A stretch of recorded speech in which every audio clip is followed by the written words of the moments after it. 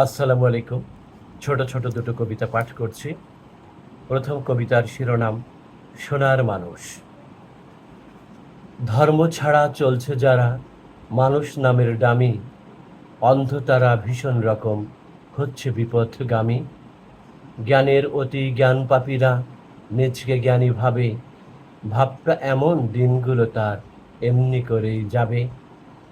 নইলে জ্ঞানী মূর্খ তারা উল্টো পথে চলে, নইলে কি আর ধর্ম নিয়ে ভ্রান্ত কথা বলে। ঈমান নিয়ে মুমিন যারা ধর্মপথে থাকে, তাদের রেখে সোনার মানুষ বলবো আমি কাকে।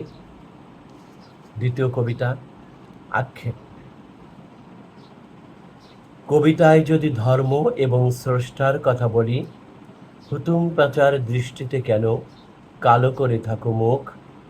তাচ্ছিল্যের তীর ছুঁড়ে ছুঁড়ে যতই করো না হেলা, প্রতিহিংসার অগ্নিতে পুড়ে ছাই হয়ে যাবে তুমি। স্রষ্টার প্রতি নতজানু হয়ে সত্যের পথে চলো, মহাশক্তির বন্দনা করো, বিবাদ করো না কোনো। মুক্ত মানিক পেয়ে যাবে ঠিকই, জ্ঞান সমুদ্রে ডোবো। যতই জ্বালার চক্ষু রাঙাও, কি আসে আমার তাতে।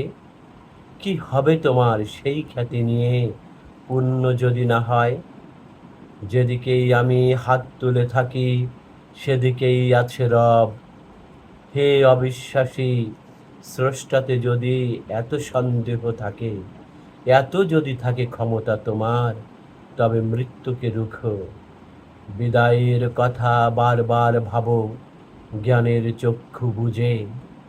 অন্তর চোখে পেয়ে যাবে ঠিকই মহাশক্তির খোঁজ।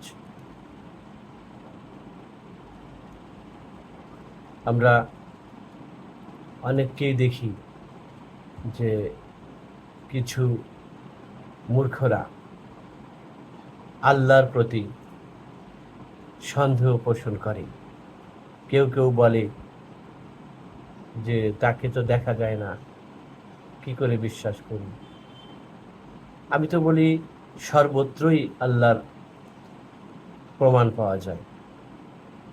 আপনি পৃথিবীর দিকে তাকান, মহাশক্তির যে মহাজগতের দিকে তাকান, এসব কে সৃষ্টি করেছে? তার চেয়েও বড় কথা, দূরে যাওয়া লাগবে না, আপনি আপনার শরীরের দিকে তাকান। এই শরীরটা, এই যে আপনি ইচ্ছা মতো এই যে হাত নাড়াচ্ছি, এই শক্তিটা কে দিয়েছে আপনাকে?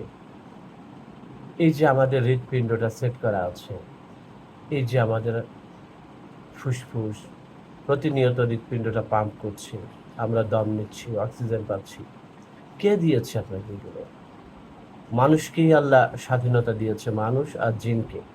এই জন্যই মানুষ আর জিন স্বাধীনভাবেই আল্লাহকে ভুলে যায়। আসলে কত ভুল এটা আমাদের। আসুন আমরা এক আল্লাহ দ্বিধাহীনভাবে পরিপূর্ণরূপে সমর্পিত হই। সবাইকে অনেক ধন্যবাদ। আসসালামু আলাইকুম।